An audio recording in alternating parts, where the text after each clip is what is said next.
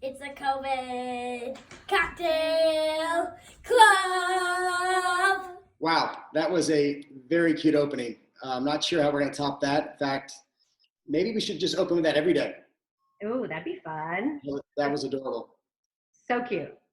So we love our young fans out there. That's our second week. We've now had an opening. We've got someone making drinks already out there. So if anyone else has anything else out there you guys want to share, please keep them coming. That was great. Hopefully, if you saw yesterday's video at the very end, we mentioned that we were doing something a bit different where we actually prepped overnight. If you did not catch yesterday's video, it's totally fine. This is really, this drink is so simple. I know we often say there's no rules or rules, no rules. This drink really, truly has no rules to it. We're making sangria. There's white sangria, there's bubbly sangria, there's classic red sangria that we're gonna play with today. There's berries, peaches, kiwi, I mean, rice, right? I mean, there's no way to mess this drink up. I don't even think that there's a recipe to this one. It's like, it's not even just that there's no rules. There's not even an actual recipe. I think this is the kind of recipe that my stepmother calls a shit recipe, where she just throws a bunch of shit in there. Which is a perfect fit for a CCC cocktail. Yes, if you look for recipes, you'll find them out there. But today we're certainly gonna give you a sort of a framework for a recipe. You got some fruit that's still good, but it's not like perfectly ripe. Some you don't wanna eat fresh. But instead of throwing it out, slice it up.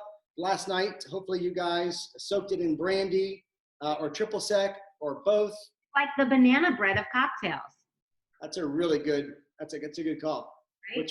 which we often make here at our house. Oh no, it's like a thing. Like apparently all over the country, like banana bread is like oddly sweeping the nation right now because everyone's got makes sense. Bananas going bad. So if you actually have fruit that's going bad in your house, do this, and you can make a of it, and it'll last you about longer than one cocktail will. And if you're having driveway happy hours, or if you're having driveway play dates, it's a good one to share. Absolutely. And you know, the other thing is, let's say you open up a couple bottles of wine, you got a little bit left in each bottle, and you know, you don't necessarily, you're not craving red wine, maybe it's hot outside. You can make just individual portions of sangria. I mean, you may not want to let it sit overnight, but what we're doing today, while it is better, the longer it sits. Go ahead. You mean the longer it macerates? I'm sorry, what's that word? I believe you were saying the longer it macerates. Yes. Macerating is definitely a good thing when making this cocktail. Yes, and macerating is don't give me that look. Macerating is the process of soaking fruit. In this case, soaking fruit in either sugar or liquid. We're kind of doing a little bit of both because there's obviously the brandy and the triple sec. There are sugars in there, and the liquid. And really, the longer you let it sit and macerate, the more it absorbs. Also changes the color a bit. You'll notice it more if you're doing like a bubbly or a white wine sangria. So you may want to even consider, if you want the white wine sangria to be a lighter color, to choose fruits that are not going to necessarily turn it darker, like blueberries, blackberries, etc. For sure. I think with white sangrias, I usually see like peaches and grapes. Yeah, apples, yeah. You know what you and I had talked about is the idea of a rosé sangria.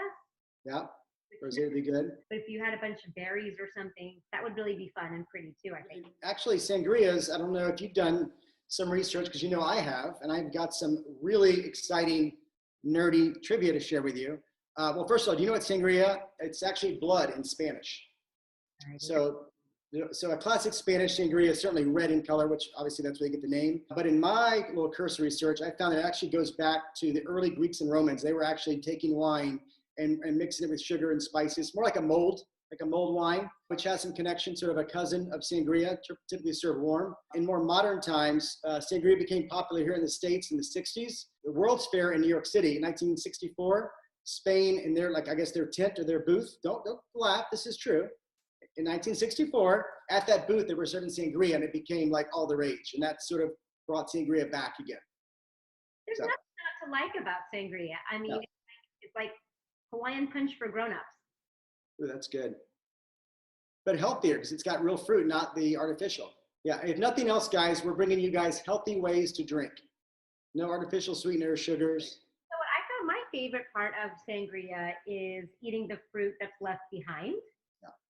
And I found that my favorite is always the apple. Also, that is what I had in my refrigerator. More importantly, that's what you had left over. Yeah. I was going to steal a pear, and my son said absolutely no chance. So instead, I got the apple. Yeah, I've got apple, strawberries, blackberries, blueberries. And then I did a blend. I did half brandy, half triple sec.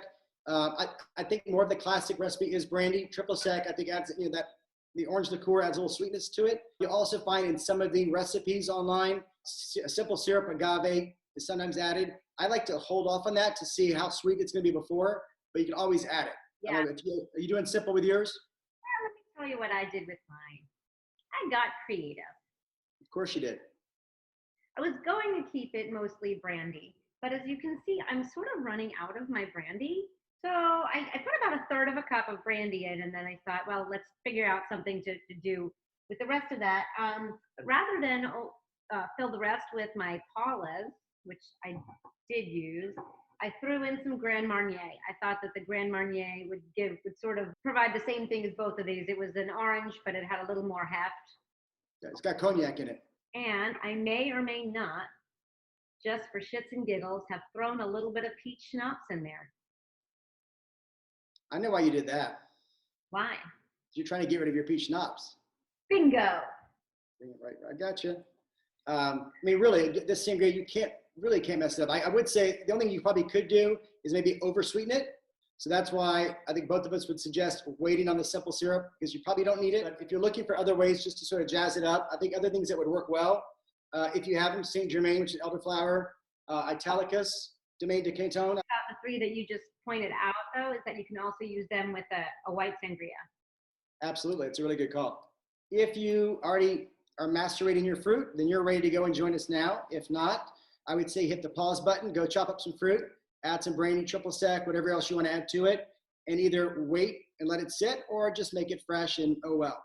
So at this point, it's pretty easy. You literally take your pitcher or whatever you have your fruit macerating in.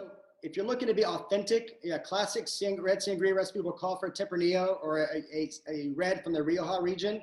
Honestly, at the end of the day, whatever you have left over is always safe. Certainly, if you're looking for something quick. I would say if you're making this for a party, you're going to buy a red wine, then a Spanish red is probably ideal. Do you think that there is an ideal length of time, either too short or too long, to macerate your fruits? Well, yeah, you have to be careful if you're macerating too much. It can get dangerous. So really just overnight is plenty. But no, I would say, it's sort of trial and error. It depends what kind of fruit you're using too. Certain fruits are going to absorb it quicker, going to get kind of soggy. So you have to be careful. But this has been macerating overnight and it looks great. I would say once you make it and then you put it in the fridge, it'll last longer. But I think one night's about right, at least in my experience macerating. Got it. I would say the most important thing here, guys, is I wouldn't spend a lot on your red wine. It's sort of like if you're making a drink with ginger beer in it, you don't want to necessarily put in the most expensive spirit because you're not going to really appreciate it versus like if you're making a martini. So I think here it's all about like what you have on hand. Wine that I had on hand. So that's what I used today. Interestingly, because it's what I had on hand, I have absolutely no idea where I got it. I know where you got it. You got on your honeymoon with a guava berry. Then it would have aged well. I really, this could be a very expensive bottle for all I know. Actually, I have no idea. I'd say let's pour it. So you'll notice no measuring cups, no shaker tins, no mixing glasses, no jiggers. You got your pitcher of macerating fruit. You're pouring red wine in. I would just give it a quick stir. Okay, so you got our ice.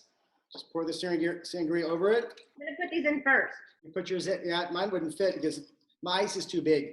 I want some of that fruit to get in there. Yeah, mine has some berries in it. The other fruit wouldn't come out. Now, guys, in terms of glassware, again, there's no rules here. A classic sangria, you'll often see it in a Spanish goblet like that, the same ones we use for gin and tonics. I'm using this sort of oversized, old-fashioned glass for lack of a better description. Extra little garnish I'm putting on here, and we're ready to drink.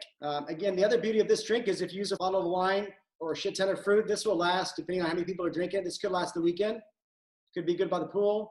No, not in your house. But it should have some life versus just making one drink. So it will carry on. Looks good. Consider serving this one with a fork or a cocktail pick or something so that people can eat the fruit gracefully and not have to pick it out with their fingers. So guys, I am going to put up the shopping list for next week. There are some familiar ingredients. There are some crazy ingredients. We're trying to get a little bit creative for you guys. So some of these are really good cocktails. A couple of new bottles that I encourage you to go out and get. Very important for next week. We had a request for a tea-based cocktail. So like we always tell you guys, we want requests. We love to hear what you guys want to do. We have a homework for you this weekend. We want you to make a chamomile infused rye.